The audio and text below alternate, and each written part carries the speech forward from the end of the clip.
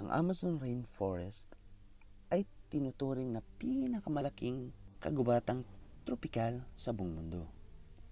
Ito ay may lawak na 5.5 million square kilometers at sakop ang siyam na mga bansa: ang Bolivia, Peru, Ecuador, Colombia, Venezuela, Guyana, Suriname, Prince Guyana, Paraguay at 60% ay makikita sa bansang Brazil. Ang kagubatan ng Amazon ay tirahan iba't ibang uri ng hayop at mga tribong naninirahan dito. Dito makikita ang iba't ibang species sa buong mundo. 16,000 iba't ibang uri ng mga puno. Tinatayang aabot sa 40,000 iba't ibang klase ng mga halaman.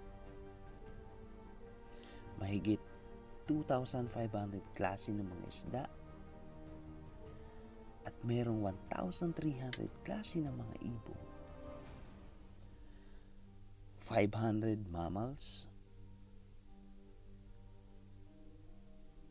550 reptiles, at 2.5 million na uri ng mga insekto. Ito ay tinatawag na lungs of the earth o baga ng ating mundo dahil ito ay nagbibigay ng 20% ng oxygen na inaambag nito sa ating buong. Ang pagkasunog sa Amazon Rainforest ay isang malaking banta sa kalusugan. Sana magising na tayong mga tao na pangalagaan na ang kalikasan para naman matikman ito ng mga susunod pang henerasyon. At kung bago ka lang sa channel ko, huwag lamang kalimutan mag-subscribe at hit yung notification bell para ma-update kayo sa mga susunod kong video.